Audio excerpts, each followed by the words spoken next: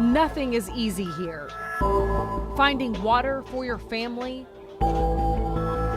finding food, even going to the bathroom. That's where they're taking the shower. They just put a bucket for them.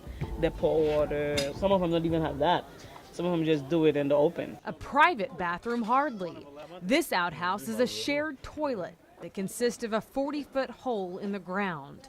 Once it fills up, this man digs another. When it's rain, the raining season, so all of them wash down. So people will get sick, diarrhea, and then die eventually. Mrs. Lynn Joseph is a Haitian native. She grew up wealthy, though. One of the fortunate 3% who claim 97% of this nation's wealth.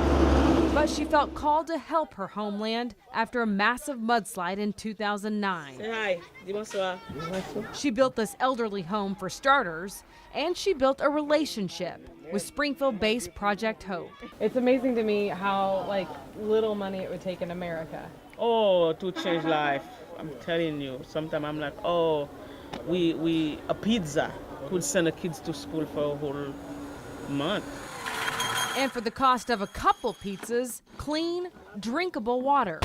Springfield has made a huge difference in the quality and quantity of life in Haiti. $35, and this water purifier will filter 1 million gallons of water. A simple, cheap cure.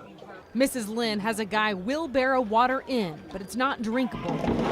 One barrel salty, the other just not purified, used mainly for bathing and doing laundry. Project Hope's Steve Imes installs countless purifiers all over this area in Carriès. The answer for why Haiti is that the need here is so great as it relates to something that's truly life and death. For resident Rose, Springfield showed up with her miracle, an answer to her prayers. You might recognize that tune. That's On Christ the Solid Rock I Stand in Creole. She's happy to see you guys, and she feels like she's at ease. Clean water is all it took. This building is one very practical way that people are making a difference. This whole project is $3,000. What it is 2 toilets and 2 showers, basically just to get the human waste off the ground. Sanitation, less disease instead of doing on the floor, and then when you rain, all this wash down. So now they have a place where they can go do it. Our focus is to be doers and not hearers only, and when you have children who you know will die if they don't get clean water, and we can provide them clean water, it's not a discussion for me. The doable, very affordable fix that is quite literally saving lives. They don't have to go to the bathroom in the woods. They can take a shower, and it's remarkable what small money in the United States can do here.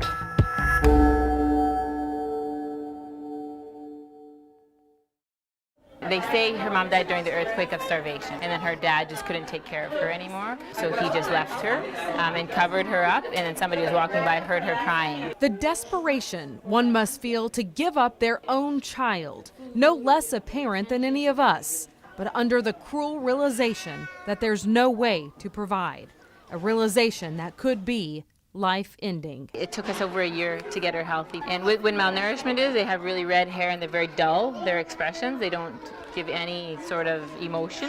And I remember sitting down there, looking at her, saying hi to her, and there started to be a light in her eyes. And I'm like, we won the battle. Benedita is now 3 years old and doing very well. Her caretaker, Kim O'Dwyer, runs this orphanage in Carriès. Kim's plan was to help for 2 months post-earthquake, but just couldn't return to her comfortable life back home. I'm just like, what's my response? Was it just a good mission trip, or was it to give financially or to give more of my life? And God had just really planted a seed in me. And I went back home and quit my job, packed up my stuff, and moved here just kind of on a whim, but knew that it was a call on my life, and that's probably what keeps me here. Yes, Claudie. 4 years later, she says her faith has grown, and being utterly dependent on God has been defined. It's not been an easy time for me, but it's been worth it. Even in high school, I was like, you know, I don't have anything to offer. I'm not a social worker, I'm not a nurse or a doctor or anything like that. And God just really teaches. You just really need to have a heart to serve. He equips us. Here we go. Some of that equipping is from Springfield, Missouri. When we arrived today, we asked how much formula she had on hand, and she had 2 cans. And we just brought her probably 30 cans. All of it donated to Ozark-based charity Cherish Kids. But when people support, then we're able to be that hand extended and meet those needs. Whether it's to donate, whether it's to purchase a plane ticket and come with us, or it's to be a part of an event, a local event, raising awareness and looking for homes for these children. I'm thankful for everyone. Everyone has a part. We can all do something. From loving on orphans to a hard labor of love, Springfield is making its mark in a meaningful way, a world away, doing what needs to be done. This is Josiah. This is when we first got him, and this is him today. Kim is a busy woman taking care of nearly 50 kids. 2 of them she's adopted herself. And in this picture, he was 6 pounds. So he was 11 months and 6 pounds when we found him. We took care of him, put an IV in him. My, how he has changed. Kim's plan, raise up Josiah to be a leader who someday will help his homeland as much as his mom has. That's our heart for this orphanage especially, is to raise leaders for Haiti so that they can come back. Maybe they might go to the States, maybe the boys might go into Canada, but they'll come back and be leaders and change.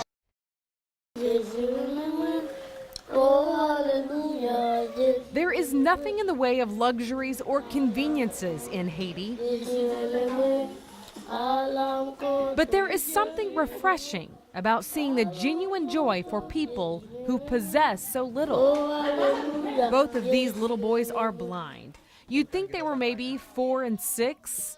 They're 11 and 14. And this is 7-year-old Mikey. Okay, here we go. He has hydrocephalus, water on the brain. Good boy. A condition very treatable in the U.S., but not in Haiti. It is overwhelming. You get to looking in the little kids' eyes. I mean, you can see that they are very impoverished, malnourished, whatever, but for the most part, they're happy. And they like to play. They love the attention. You kind of forget for a little while the situation that they live in when you're playing with them and interacting with them. Sandra Peck is here from Walnut Grove, Missouri. She says their joy is contagious. But then to go inside of a home, one of their homes, dirt floor, nothing, no toys, no pots and pans even, it's just very humbling. Our situation is not really good because our kids in our community cannot go to school. The parents cannot pay the school. We have the school, but we don't have food to give the student. Leostine Pierre was one of the fortunate ones. He could afford school. God gave me the energy, the knowledge to go to school, to be graduate from the high school. And after that, God gave me the possibility to go to the seminary theology. And I have studied in Fishes of Men Ministries International in Port-au-Prince. Now he's a pastor. The hope is that every Haitian kid can get an education. It's $180 a year to sponsor a child there, and there's only 17 of those children that are sponsored. I mean, $180 a year in the United States is nothing. Dave Meyer is a Springfield police officer. You missed. He gave up his paying job for a week to spend it on the least of these. Everybody so far that I've been in contact with is like so grateful that we're here. I mean, it's absolutely mind-blowing, the poverty of this place. These people have nothing. They literally have nothing. They don't know where their next meal is coming from. You know, we take a lot of things for granted in the United States. For Project Hope's mission team, it's been a lesson in what provision really means. The few kids who are in school have more than most in this country.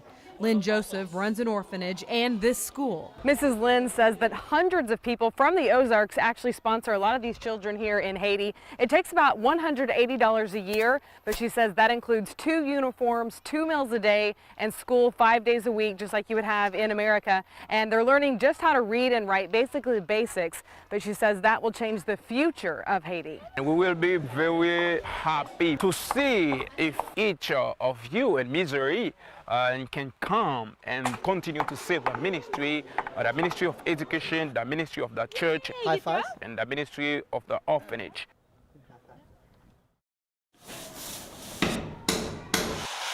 For most who feel called to Haiti, it's simply a stirring to be used in whatever way they can. It's been quite a journey so far. Almost all the skills needed can be learned on site, whether it's painting, hammering, or just loving on orphans. But some who volunteer can bring an expertise. Is it hurting all the time? That's almost non-existent in Haiti. I need to get this tooth out today if we can. Many of the Haitians live on this mountain, so they walk many, many miles to get to this medical clinic, and you can see they all line up because today is a special day. There's not normally a dentist at this clinic, but there's one here this week, and she's been plenty busy. Which two hurt the worst? Julie Briggs closed up shop for a full week at her dental practice in Tennessee to be part of Springfield's Project Hope team. Good girl. Her so-called assistant for this trip, a friend of hers from high school who she lost touch with.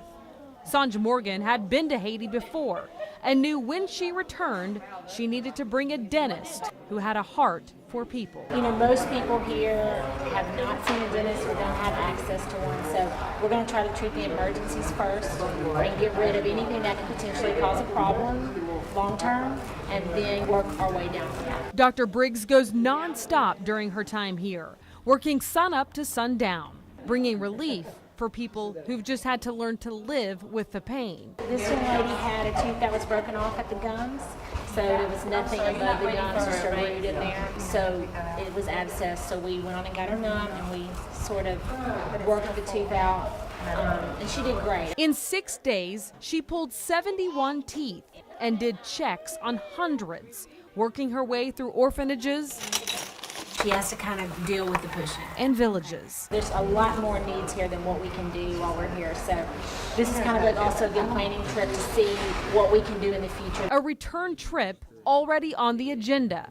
Plans to put her paying job on hold again to help those who cannot help themselves. They don't have any dentists for that. You know, they have to pay a lot of money for that in Haiti, so they don't go. There is something about crying out for your daily bread in a literal sense. It's about 12 miles to come here. And by the grace of God, volunteers say, He provides through them.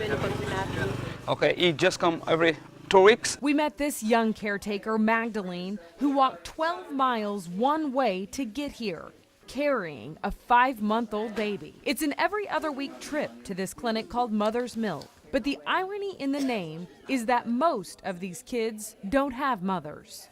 Most are truly orphans. It's commonplace in Haiti for women to die during childbirth. And the moms who do survive often can't produce mother's milk. It's such a poor country, it's hard for them to find anything for them. A lot of the kids come here eating crackers and water because they don't have milk, they can't afford milk, the moms don't produce milk because the moms are malnourished themselves. So then they come to us very, very sick. Oh, sweet. What's enough to make any of us sick is the thought of some of these babies being kicked out of the Mother's Milk program. But sadly, it happens regularly. He has lost almost 2 pounds in 2 weeks. Which indicates that they're probably not using the formula as they're supposed to. They're not. And so Pastor Kleber said on the last one that he gave them a warning to take care of the baby. This little baby girl got added into the program today. She's 1 year and 3 months old and weighs 11 pounds. And she's super skinny, but her mom died. So this woman is now taking care of her, and she's now going to be in the Mother's Milk program. Each child is weighed in every time they come. If they are not gaining weight, many actually lose weight. The volunteers must cut them off because the caretaker is likely selling the formula for profit instead of feeding it to the baby. And he brought him in a heavy coat and tennis shoes, which we took off the way. Even on a hot day, it appears this man was trying to layer this little one's clothes to make him heavier. The man ended up with more formula and a warning that it could be the last time if the child doesn't fatten up. Springfield's Project Hope arrived at this orphanage in Pionne with dozens of cans of formula, donated by those with a heart for Haiti. Sure to be a life-giving gift to every child who gets it, and a life-affirming message for every caretaker blessed by the donations. So I'm very thankful that we could be a part of this program and just share love and hope with these people. In a country where the best road is just one that doesn't contain a major boulder, driving can be tricky and is no doubt timely. Thanks that we're in your hands. Christ's name, amen. That's why many a mission team takes to the sky. As you fly over Haiti, you get a quick sense of why it is known as the poorest country on the planet. There are thousands who live on these mountains, far removed from any civilization. We just landed on this grass runway flying from Port-au-Prince here to Pion, where we're going to go to another orphanage. All of the pilots here are volunteer pilots. They're missionaries who felt called to Haiti, and now they fly these little planes and fly missionary teams from point A to point B, because in some parts of Haiti, it's actually safer to travel by air than it is by car. Out our van window is tent upon tent. Permanent dwellings, though, for these folks. Below the bridge, you can see it's laundry day.